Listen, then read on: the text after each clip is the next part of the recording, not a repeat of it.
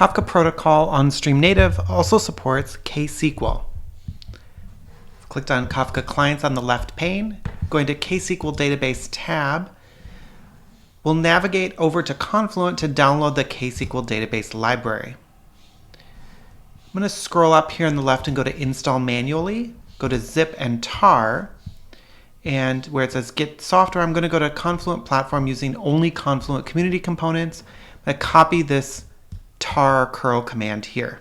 Also, when I switch over to terminal, we're going to be using this command here to extract the tar file. Here I have terminal and I've navigated into a folder called ksql-db that I've placed on my desktop. I'm going to go ahead and paste in that command and download Confluent Community. Once that download is complete, we'll be sure to extract it. So here I'm going to extract it.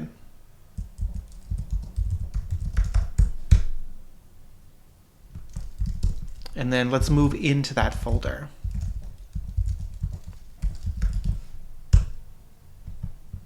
Next, we'll select our service account, which I'll be using an admin service account. And then this is where you can download your OAuth 2 key. For auth config, if we take a look at this code here, there's one particular item you're going to need to edit, and that's going to be the path to your file key. So let me go ahead and copy this out. After editing that file path, I'm going to go ahead and paste that command in here.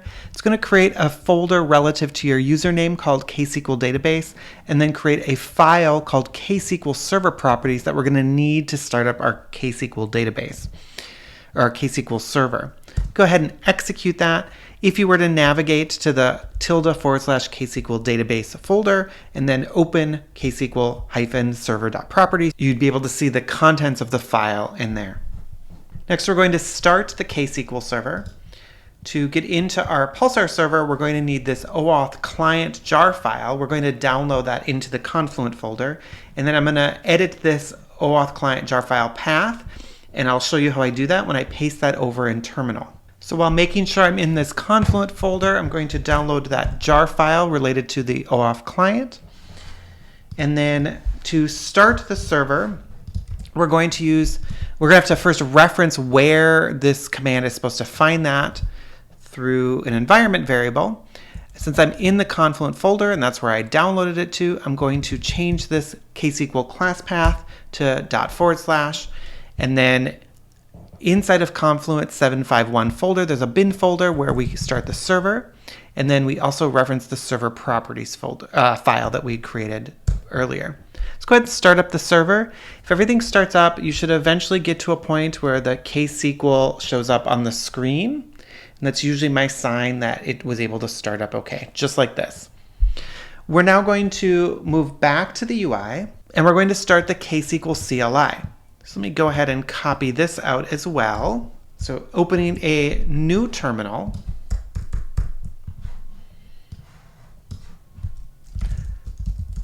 Let's move into our KSQL database folder. And it was 7.5.1. At this point, when I paste this in, we're going to be inside of the CLI. You minimize this one in the background. I just left that up so you could see that I had two terminals open.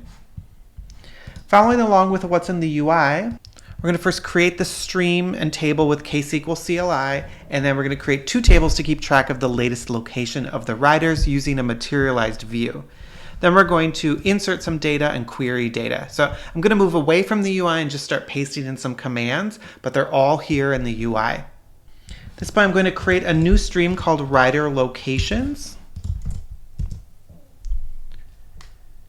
And then we're going to create two tables. The first table is current location. And the second table is riders near Mountain View.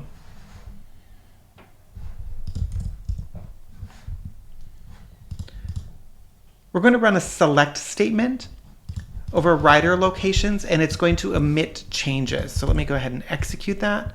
And since it's going to emit changes, I'm going to leave this terminal open.